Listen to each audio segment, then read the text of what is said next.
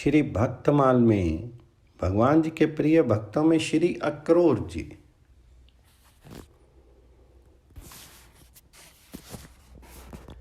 अक्रूर जी का जन्म यदुवंश में ही हुआ था। ये कुटुंब के नाते से वसुदेव जी के भाई लगते थे। इनके पिता का नाम शिवफल्क था। ये कंस के दरबार के एक दरबारी थे। कंस के अत्याचारों से पीड़ित होकर के बहुत से यदुवंशी इधर उधर भाग गए थे, किंतु ये जिस किसी प्रकार कंस के दरबार में ही पड़े हुए थे। जब अनेक उपाय करके भी कंस भगवान जी को नहीं मरवा सका, तब उसने एक चाल चली।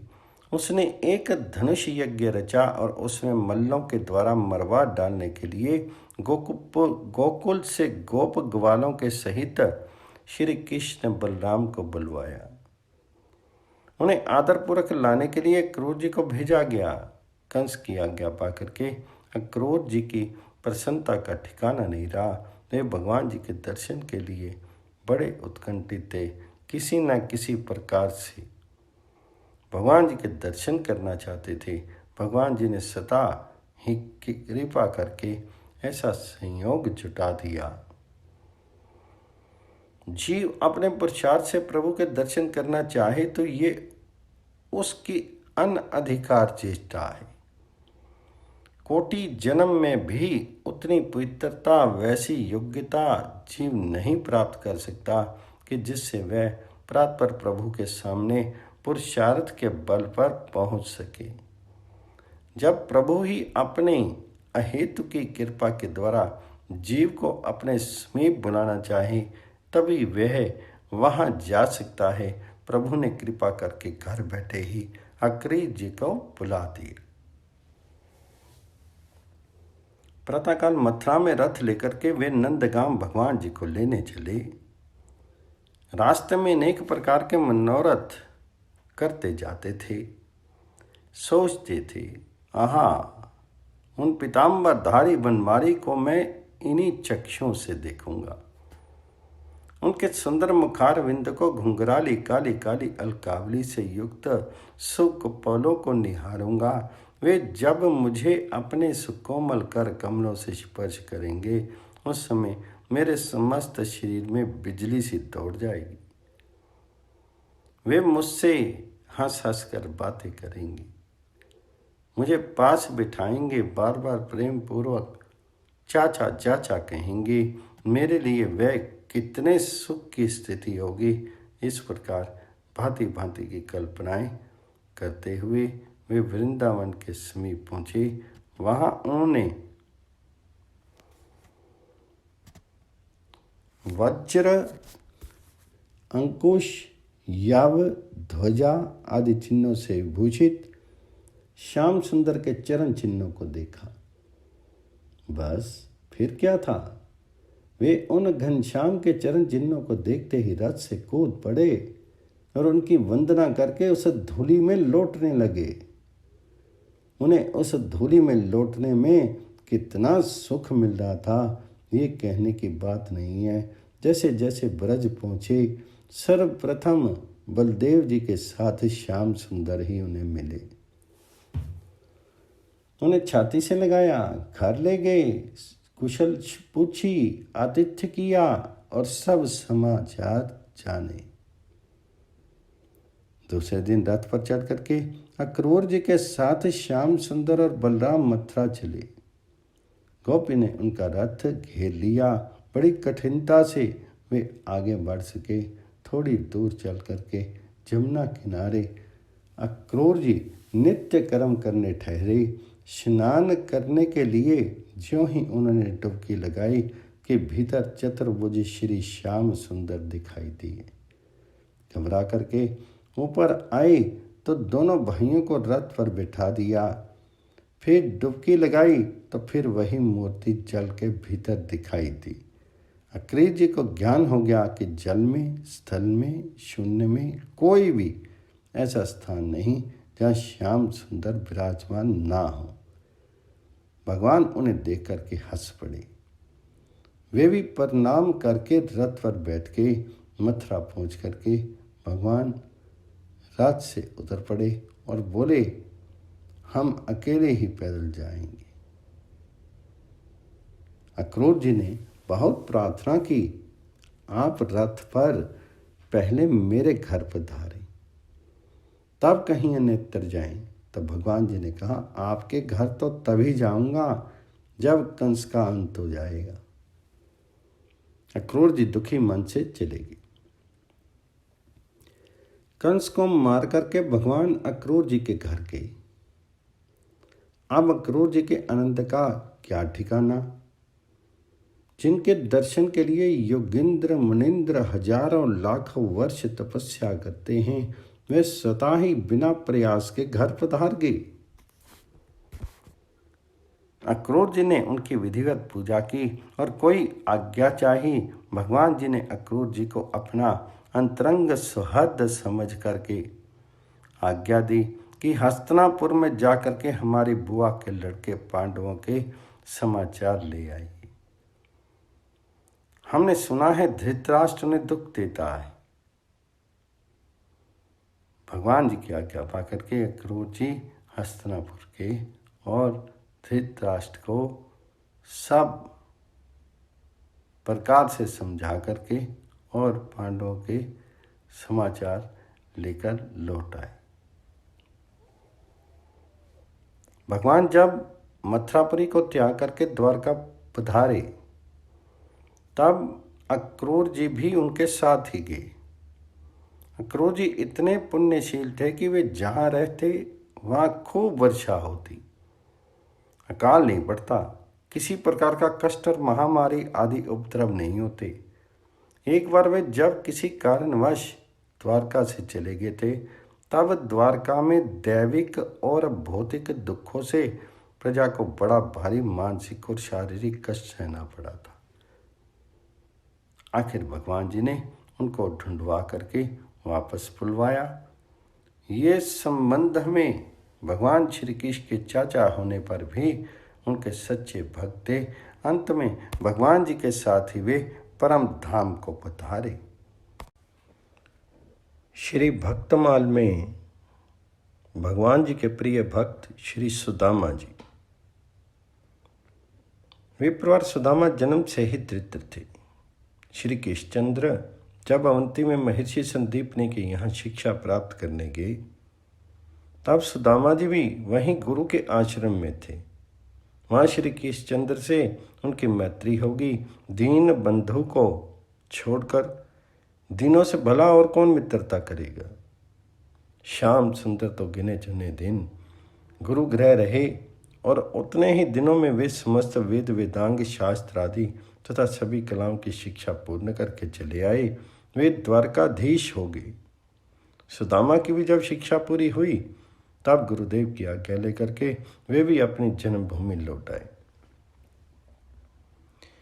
विवाह करके उन्होंने भी गृहस्थ आश्रम स्वीकार किया।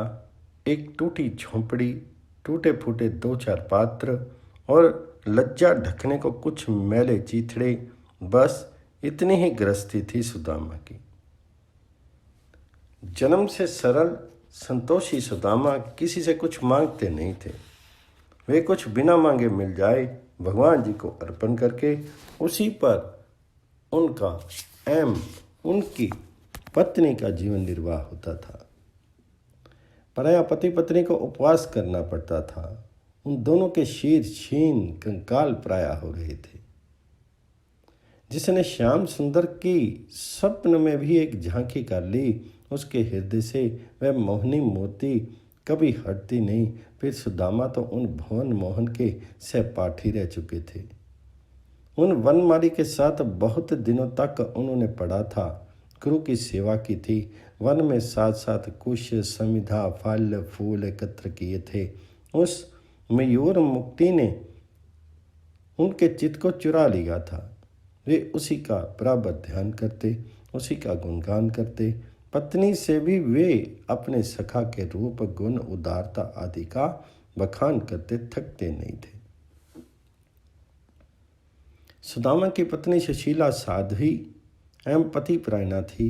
उसे अपने कष्ट की कोई चिंता नहीं थी, किंतु उसके दुबले क्षीणकाय धर्मात्मा पतिदेव को जब उपवास करना पड़ता था तब उसे अपार कष्ट होता था। एक बार जब कई दिनों उपवास करना पड़ा तब उसने डरते डरते स्वामी से कहा, महाभाग, ब्राह्मणों के परम भक्त साक्षात लक्ष्मीपति शरणागत वत्सल यादवेंद्र श्री कृष्णचंद्र आपके मित्र हैं।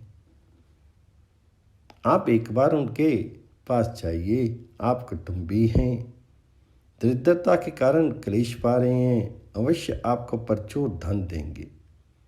वे द्वारकाधीश अपने श्री चरणों की सेवा करने वाले को अपने आप को दे डालते हैं, फिर धन दे देंगे, इसमें तो संदेह ही क्या है। मैं जानती हूं कि आपके मन में धन की रत्ती भर भी इच्छा नहीं है, पर आप कुटुंबी हैं। आपके कुटुंब का इस प्रकार कैसे निर्वाह होगा। आप अवश्य द्वारका जाइए। सुदामा ने देखा कि ब्राह्मणी भूख के कष्ट से व्याकुल हो गई है। दरिद्रता से घबरा करके वह मुझे द्वारका भेज रही है, किंतु श्याम सुंदर के पास धन की इच्छा से जाने में उन्हें बड़ा संकोच हुआ। उन्हें स्त्री से कहा, पगली, ब्राह्मण को धन से क्या काम, तो कहे तो मैं भिक्षा मांग लाऊं, पर धन के लिए द्वारका जाना मुझे अच्छा नहीं लगता।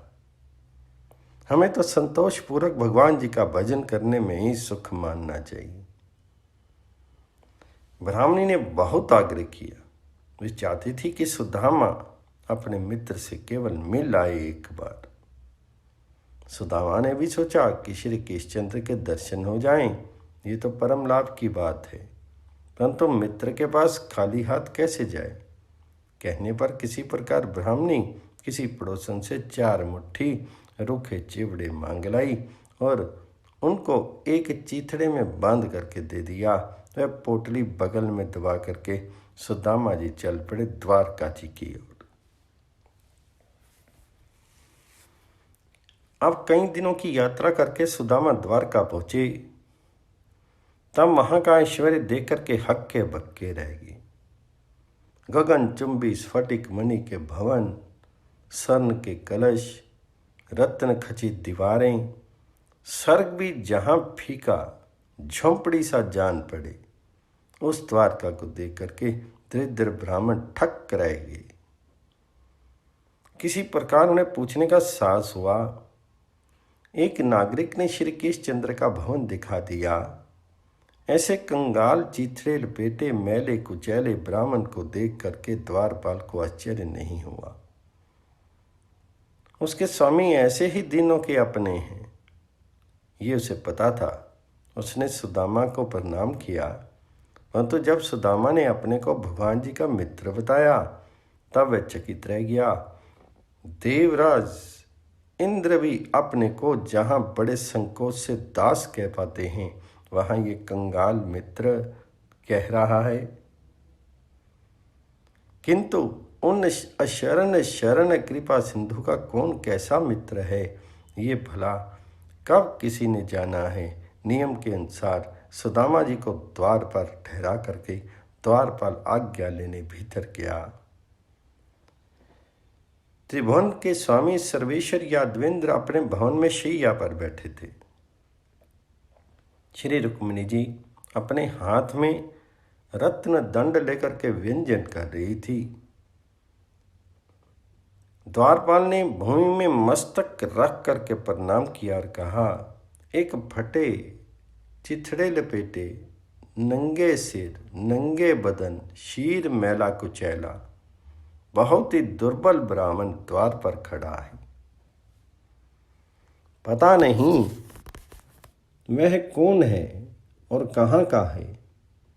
बड़े आश्चर्य से चारों ओर वह देखता है।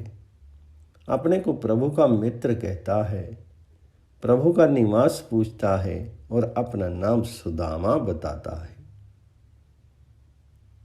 सुदामा, ये शब्द कान में पड़ा कि श्री कृष्णचंद्र ने जैसे सुधी बुद्धि खो दी। मुकुट धरा रहा, पटुका भूमि पर गिर गया, चरणों में पादुका तक नहीं, वे विहल दौड़ पड़े। द्वार पर आकर के दोनों हाथ फैला करके सुदामा को इस प्रकार हृदय से लगा लिया जैसे चिरकाल से खोई निधि मिल गई हो। सुदामा और श्री कृष्णचंद्र दोनों के नेत्रों से अजस्त्र अश्रु प्रवाह चलने लगा। कोई एक शब्द तक नहीं बोला। नगरवासी, रानियां, सेवक सब चकित होकर देखते रह गए। देवता पुष्प वर्षा करते हुए ब्राह्मण के सौभाग्य की प्रशंसा करने लगे। बड़ी देर में जब उद्धव आदि ने सावधान किया, तब श्याम सुंदर सुदामा को लेकर के अपने भवन में पधारे। प्रिय सखा को उन्होंने अपने दिव्य पलंग पर बिठा दिया। स्वयं उसके पैर धोने बैठे। ओह, मेरे सखा के पैर इस प्रकार बीवाइयों से फट रहे हैं। इतनी दरिद्रता, इतना कष्ट भोगते हैं ये विप्रदेव। हाथ में सुदामा का चरण लेकर के कमल लोचन अश्रु गिराने लगे। उनकी नेत्र जल धारा से ही ब्राह्मण के चरण धुल गए। रुक्मिणी जी ने भगवान जी की ये भाव विहल दिशा देख करके अपने हाथों सुदामा के चरण धोए। जिन भक्ति महालक्ष्मी की कृपा कोर की याचना सारे लोकपाल करते हैं, वे आदरपूर्वक कंगाल ब्राह्मण का पाद प्रक्षालन करते रहे।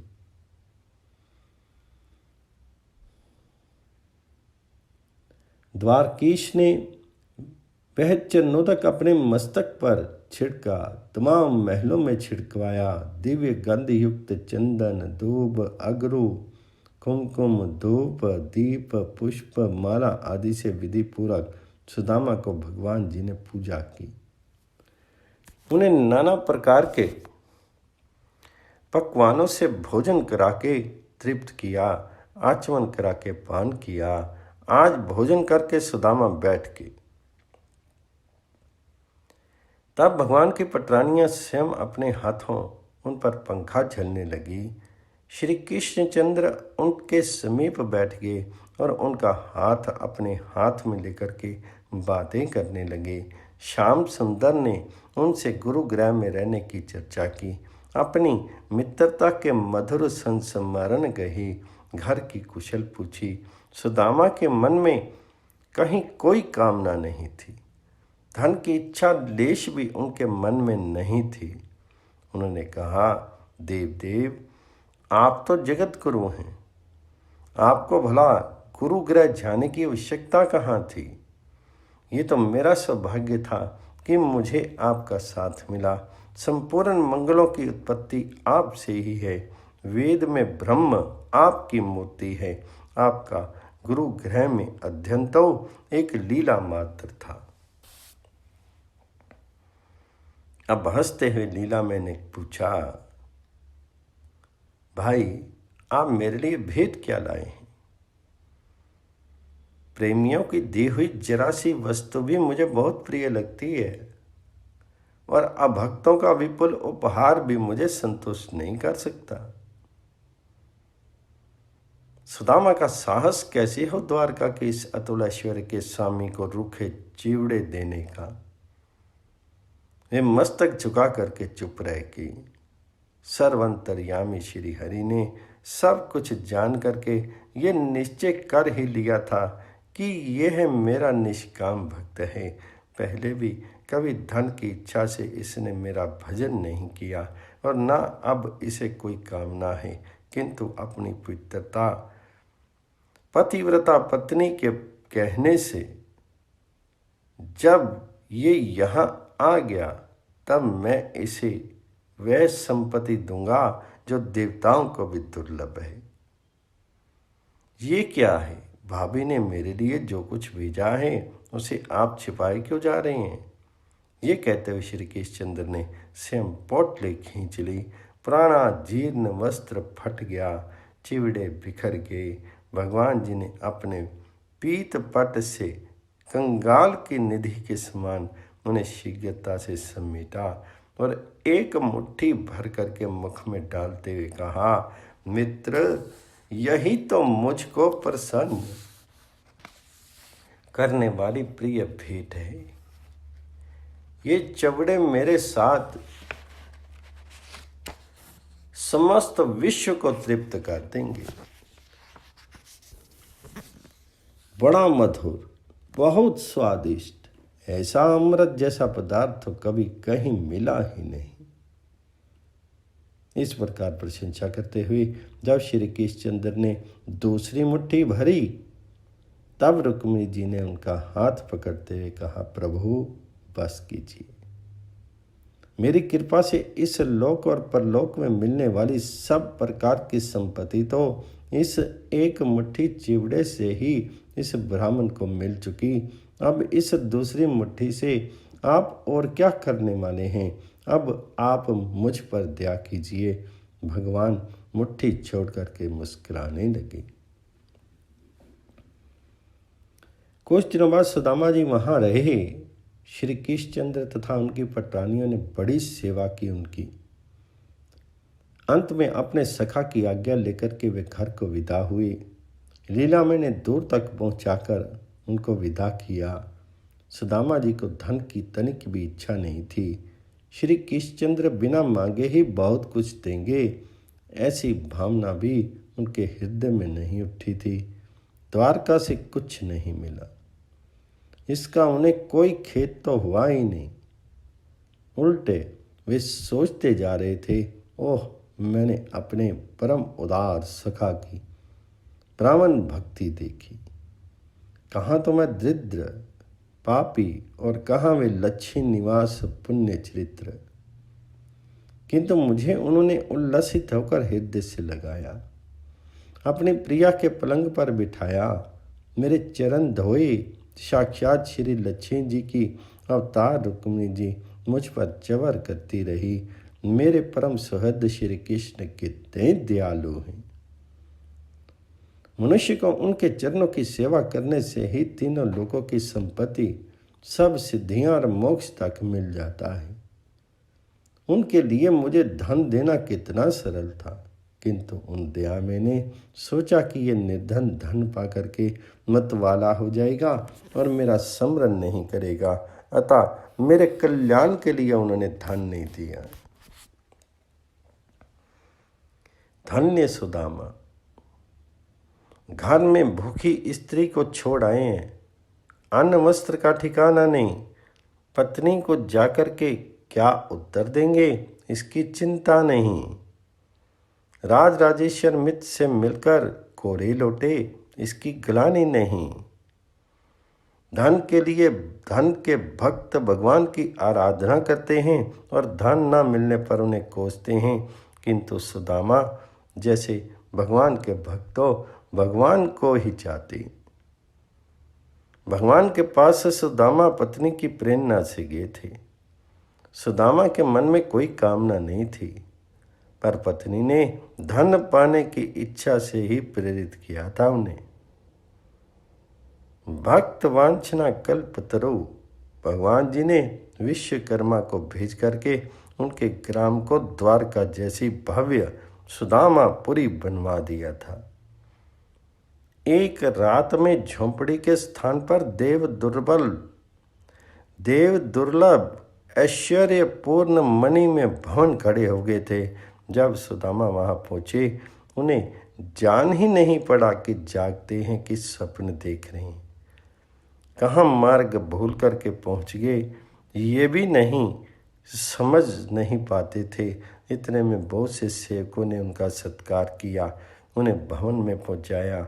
उनकी ब्राह्मणी अब किसी स्वर की देवी जैसी हो गई थी। उसने सैकड़ों दासियों के साथ आकर के उनको प्रणाम किया, उन्हें घर में ले गई। सुदामा जी पहले तो विस्मित हो गए, पर पीछे सब रहस्य समझ करके भाव गदगद हो गए। वे कहने लगे, मेरे सखा उदार चक्र चूड़ामणि हैं, वे मांगने वालों को लज्जित नहीं होना पड़े, इसलिए चुपचाप छिपा करके उसे पूर्ण काम कर देते हैं। परंतु मुझे ये संपत्ति नहीं चाहिए। जन्म जन्म मैं उन सर्वगुण आकार की विशुद्ध भक्ति में लगा रहूं, यही मुझे अभीष्ट है। सुदामा ये ऐश्वर्य पाकर भी अनासक्त रहे, विषय भोगों से चित्त को हटा करके भजन में ही सदा लगे रहे। इस प्रकार वे ब्रह्म भाव को प्राप्त हो गए। श्री भक्तमाल में भगवान जी के प्रिय भक्त में श्री चंद्रहास जी। जाको राखे साइया मारी सके न कोई, बाल न बाक्या करी सके जो जग बैरी हुई। क अनाथ चंद्रहास पर भगवान शालग्राम की कृपा। केरल देश में एक मेधावी नामक राजा राज्य करते थे। शत्रु ने उनके देश पर चढ़ाई की, युद्ध में महाराज मारे गए, उनकी रानी पति के साथ सती होगी। उस समय तक राजा के एक ही पुत्र थे, चंद्रहास। राजकुमार की अभी शैशव अवस्था ही थी। धाय ने चुपके से उन्हें नगर से निकाला और कुंतलपुर ले गई। वह स्वामी भक्ता धाय मेहनत मजदूरी करके राजकुमार का पालन पोषण करने लगी। चंद्रहास बड़े ही सुंदर थे और बहुत सरल तथा विनयी थे। सभी स्त्री पुरुष ऐसे भोले सुंदर बालक से स्नेह करते थे। जो अनाथ हो जाता है, जिसके कोई नहीं होता, जिसका कोई सहारा नहीं होता, उसके अनाथ नाथ अन्य आश्रयों के आश्रय श्री कृष्ण अपने हो जाते हैं।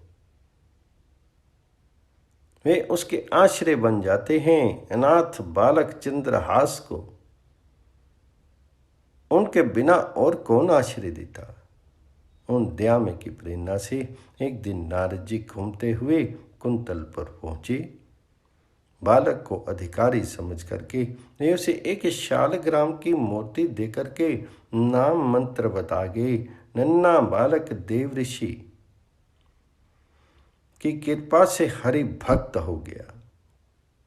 अब जिस समय वे अपने आप को भूल करके अपने कोमल कंठ से भगवान नाम का गान करते हुए नृत्य करने लगता, देखने वाले मुग्ध हो उठते। चंद्रहास को प्रत्यक्ष दिखता कि उसी की अवस्था का परम सुंदर सांवला सलोना बालक हाथ में मोले लिए उनके साथ नाच रहा है, गा रहा है। इससे चंद्रहास और भी तन्मय हो जाता। कुंतलपुर के राजा परम भगवत भक्त एवं संसार के विषयों से पूरे विरक्त थे। उनके कोई पुत्र तो था नहीं, केवल चंपक मालिनी नाम की एक कन्या थी। महर्षि गालव को राजा ने अपना गुरु बनाया था और गुरु के उपदेश के अनुसार वे भगवान जी के भजन में ही लगे रहते थे। राज्य का पूरा प्रबंध मंत्री ध्रष्ट बुद्धि करता था। मंत्री की पृथक भी बहुत बड़ी संपत्ति थी और कुंतलपुर के तो एक प्रकार से वे ही शासक थे। उनके सुयोग्य पुत्र मदन तथा अमल उनकी राज कार्य में सहायता करते थे। उनके विश्या नाम की एक सुंदरी कन्या थी। मंत्री की रुचि केवल राजकार्य और धन एकत्र करने में ही थी, किंतु उनके पुत्र मदन में भगवान जी की भक्ति थी। वह साधु संतों का सेवक था, इसलिए मंत्री के महल में जहाँ विलास तथा राग रंग चलता था, वहीं कभी कभी संत भी एकत्र हो जाते थे।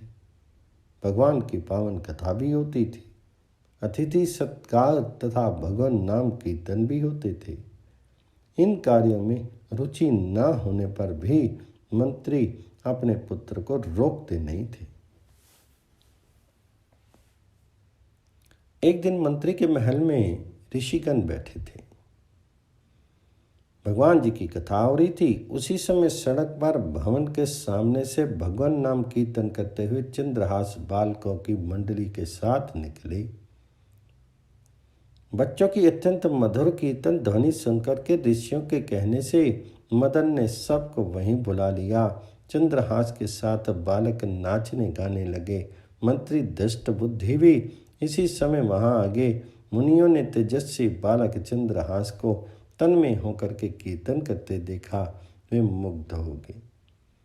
कीर्तन समाप्त होने पर स्नेहपूर्वक समीप बुला करके ऋषियों ने उन्हें बैठा लिया और उनके शीर के लक्षणों को देखने लगे। ऋषियों ने चंद्रहास के शारीरिक लक्षण देख करके दुष्ट बुद्धि से कहा, मंत्रीवर, तुम इस बालक का प्रेम पूर्वक पालन करो, इसे अपने घर रखो। ये तुम्हारी संपूर्ण संपत्ति का स्वामी तथा इस देश का नरेश होगा। एक अज्ञात कुलशील राह का भिखारी बालक मेरी संपत्ति का स्वामी होगा। ये बात धृष्ट बुद्धि के हृदय में तीर सी लगी। वे तो अपने लड़के को राजा बनाने का सपने देख रहे थे। अब एक भिक्षुक सा लड़का उसकी सारी इच्छाओं को नष्ट कर दे, ये उन्हें सहन नहीं हो रहा था। उन्होंने किसी से कुछ नहीं कहा, पर सब लड़कों को मिठाई देने के बहाने घर के भीतर ले गया। मिठाई देकर दूसरे लड़कों को तो उन्होंने विदा कर दिया, केवल चंद्रहास को रोक लिया। एक विश्वासी वधिक को बुला करके उसे चुपचाप समझा करके उसके साथ चंद्रहास को भेज दिया। वधिक को पुरस्कार का भारी लोभ मंत्री ने दिया था। चंद्रहास ने जब देखा कि मुझे ये सुनसान जंगल में रात के समय लाया है, तब इसका उद्देश्य समझ करके कहा, भाई तुम मुझे भगवान की पूजा कर लेने दो, तब मारना। वधिक ने अनुमति दे दी। चंद्रहास ने शालग्राम जी की मूर्ति निकाल करके उनकी पूजा की और उनके सम्मुख गदगद कंठ से स्तुति करने लगे। भोरे बालक का सुंदर रूप, मधुर स्वर तथा भगवान जी की भक्ति देखकर वधिक की आंखों में भी आंसू आ गए। उसका हृदय एक निरपराध बालक को मारना स्वीकार नहीं करता था, परंतु उसे मंत्री का भय था। उसने कहा कि चंद्रहास के एक पैर में 6 उंगलियां हैं। वधिक ने तलवार से जो एक उंगली अधिक थी उसे काट लिया और बालक को वहीं छोड़ करके वह लौट गया। धृष्ट बुद्धि वह उंगली देख करके बहुत प्रसन्न हुआ। उन्हें लगा कि अपने बुद्धि कौशल से ऋषियों की अमोघ वाणी मैंने झूठी कर दी। कुंतलपुर राज्य के अधीन एक छोटी रियासत थी, चंदनपुर। वहाँ के नरेश कुलिंदक किसी कार्य से बड़े सवेरे वन की ओर से घोड़े पर चढ़े जा रहे थे। उनके कानों में बड़ी मधुर भगवान नाम कीर्तन ध्वनि पड़ी। कटी उंगली की पीड़ा से भूमि में पड़े पड़े चंद्रहास करुण कीर्तन कर रहे थे। राजा ने कुछ दूर से बड़े आश्चर्य से देखा कि एक छोटा देव कुमार जैसा बालक भूमि पर पड़ा है। उसके चारों ओर अद्भुत प्रकाश फैला है। वन की हरनियां उसके पैर चाट रही हैं, पक्षी उसके ऊपर पंख फैलाकर छाया किए हुए हैं और उसके लिए वृक्षों से पके फल ला रहे हैं। राजा के और पास जाने पर पशु पक्षी वन में चले गए। राजा के कोई संतान नहीं थी। उन्हें सोचा कि भगवान जी ने मेरे लिए ही ये वैष्णव देव कुमार भेजा है। घोड़े से उतरकर बड़े स्नेह से चंद्रहास को उन्होंने गोद में उठाया, उनके शीर को धूली पूछी और उन्हें अपने राजभवन में ले आए। चंद्रहास अब चंदनपुर के युवराज होंगे। यज्ञोपवीत संस्कार होने के पश्चात गुरु के यहाँ रह करके उन्होंने वेद वेदांग तथा शास्त्रों का अध्ययन किया।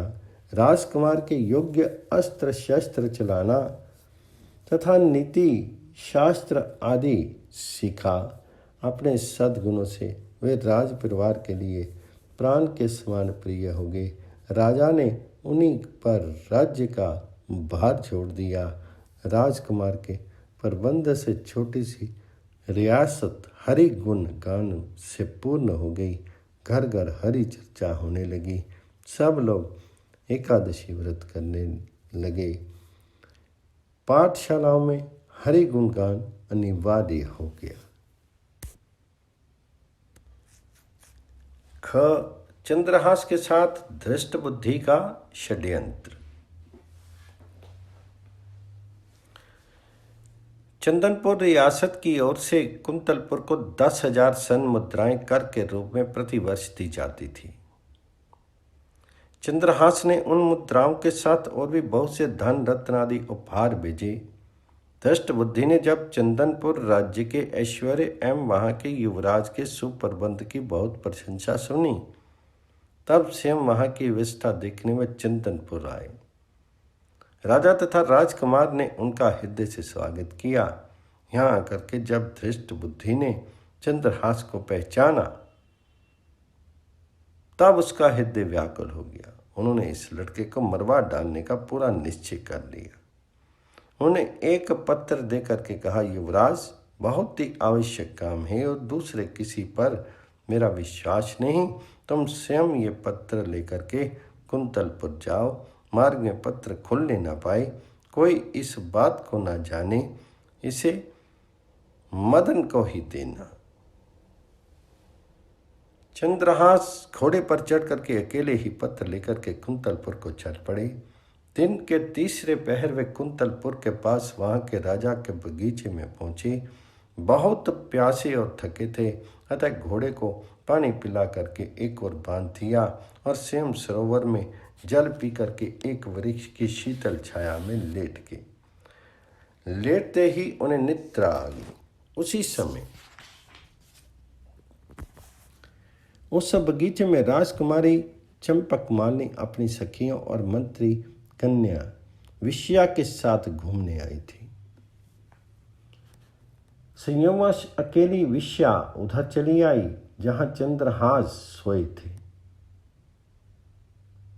इस परम सुंदर युवक को देख करके वह मुग्ध हो गई और ध्यान से उसे देखने लगी। उसे निद्रित कुमार के हाथ में एक पत्र दिख पड़ा। कौतूहलवश उसने धीरे से पत्र खींच लिया और पढ़ने लगी। पत्र उसके पिता का था। उससे मंत्री ने अपने पुत्र को लिखा था, इस राजकुमार को पहुंचते ही विष दे देना। इसके कुल शूरता विद्या आदि का कुछ भी विचार न करके मेरे आदेश का तुरंत पालन करना। मंत्री की कन्या को एक बार पत्र पढ़कर बड़ा दुख हुआ। उसकी समझ में ही नहीं आया कि पिताजी ऐसे सुंदर देव कुमार को क्यों विष देना चाहते हैं। सहसा उसे लगा कि पिताजी इससे मेरा विवाह करना चाहते हैं। वे मेरा नाम लिखते समय भूल से या अक्षर छोड़ गए। उसने भगवान जी के प्रति कृतज्ञता प्रकट की कि पत्र मेरे हाथ लगा, कहीं दूसरे को मिलता तो कितना अनर्थ होता। अपने नेत्र के काजल से उसने पत्र में विष के आगे उससे सटा करके या लिख दिया, जिससे विष्या दे देना पढ़ा जाने लगा। पत्र को बंद करके निद्रित राजकुमार के हाथ में झोंका त्यों रख गए वह शीघ्रता से चली गई। चंद्रहास की जब निद्रा खुली तब वे शीघ्रतापूर्वक मंत्री के घर गए। मंत्री के पुत्र मदन ने पत्र देखा और ब्राह्मणों को बुला करके उसी दिन गोधूली मुहूर्त में चंद्रहास से उन्होंने अपनी बहन का विवाह कर दिया। विवाह के समय कुंतलपुर नरेश स्वयं भी पधारे। चंद्रहास को देखकर उन्हें लगा कि मेरी कन्या के लिए भी यही योग्य वर है। उन्होंने चंदनपुर के इस युवराज की विद्या, बुद्धि, शूरता आदि की प्रशंसा बहुत सुन रखी थी। अब राजपुत्री का विवाह भी चंद्रहास से करने का उन्होंने निश्चय कर लिया। धृष्टबुद्धि 3 दिन बाद लौटे। वहां की स्थिति देख करके वे क्रोध के मारे पागल हो गए। उन्होंने सोचा, भले मेरी कन्या विधवा हो जाए, पर इस शत्रु का वध मैं अवश्य करा के रहूंगा। द्वेष से अंधे हुए हृदय की यही स्थिति होती है। अपने हृदय की बात मंत्री ने किसी से कही नहीं। नगर से बाहर पर्वत पर एक देवी का मंदिर था। धृष्ट बुद्धि ने एक क्रूर वधिक को वहां ये समझाकर भेज दिया कि जो कोई देवी की पूजा करने आए उसे तुम मार डालना। चंद्रहास को उसने ये बताकर कि भवानी की पूजा उसकी कुल प्रथा के अनुसार होनी चाहिए, सायंकाल देवी की पूजा करने का आदेश है। इधर कुंतलपुर नरेश के मन में भी वैराग्य हुआ। ऐसे उत्तम कार्य को करने में सत्पुरुष देर नहीं करते। राजा ने मंत्री पुत्र मदन से कहा, बेटा तुम्हारे बहनोई चंद्रहास बड़े सुयोग्य हैं। उन्हें भगवान जी ने ही यहाँ भेजा है। मैं आज ही उनके साथ राजकुमारी का ब्याह कर देना चाहता हूँ। प्रातःकाल उन्हें सिंहासन पर बैठाकर मैं तपस्या करने वन चला जाऊंगा। तुम उन्हें तुरंत मेरे पास भेज दो। ग. चंद्रहास की भक्ति का प्रभाव। मनुष्य की कटुलता, दुष्टता, प्रयत्न क्या अर्थ रखते हैं? वह दया में गोपाल जो करना चाहें उसे कौन टाल सकता है? चंद्रहास पूजा की सामग्री लिए मंदिर की ओर जा रहे थे। मंत्री पुत्र मदन राजा का संदेश लिए बड़ी उमंग से उसे मार्ग में मिला। मदन ने पूजा का पात्र ये कहकर स्वयं ले लिया कि मैं देवी की पूजा कर आता हूँ। चंद्रहास को उसने राजभवन भेज दिया। जिस मुहूर्त में धृष्ट बुद्धि ने चंद्रहास के वध की व्यवस्था की थी, उसे ही मुहूर्त में राजभवन में चंद्रहास राजकुमारी का पानी ग्रहण कर रहे थे और देवी के मंदिर में वधिक ने उसी समय मंत्री के पुत्र मदन का सिर काट डाला। धृष्ट बुद्धि को जब पता लगा कि चंद्रहास तो राजकुमारी से विवाह करके राजा हो गए, उनका राज्याभिषेक हो गया और मारा गया मेरा पुत्र मदन, तब व्याकुल होकर के वे देवी के मंदिर में दौड़े गए। पुत्र का सिर देखते ही शोक के कारण उन्होंने तलवार निकाल करके अपना सिर भी काट लिया। धृष्ट बुद्धि को उन्मत्त की भांति दौड़ते देख चंद्रहास भी अपने ससुर के पीछे दौड़े। वे तनिक देर में ही मंदिर में आ गए। अपने लिए दो प्राणियों की मृत्यु देख करके चंद्रहास को बड़ा क्लेश हुआ। उन्होंने निश्चय करके अपने बलिदान के लिए तलवार खींची। उसी समय भगवती साक्षात प्रकट होगी। मात्रहीन चंद्रहास को उन्होंने गोद में उठा लिया। उन्होंने कहा, बेटा ये धृष्ट बुद्धि तो बड़ा दुष्ट था, ये सदा तुझे मारने के प्रयत्न में लगा रहा। इसका पुत्र मदन सज्जन और भगवत भक्त था, किंतु उसने तेरे विवाह के समय तुझे अपना शीर दे डालने का संकल्प किया था, अतः वह भी इस प्रकार उरीन हुआ। अब तू वरदान मांग। चंद्रहास ने हाथ जोड़ करके कहा, माता आप प्रसन्न हैं तो ऐसा वर दें जिससे श्री हरि में मेरी अविचल भक्ति जन्म जन्मांतर तक बनी रहे और इस दुष्ट बुद्धि के अपराध को आप क्षमा कर दें। मेरे लिए मरने वाले इन दोनों को आप जीवित कर दें और दुष्ट बुद्धि के मन की मलिनता का नाश कर दें।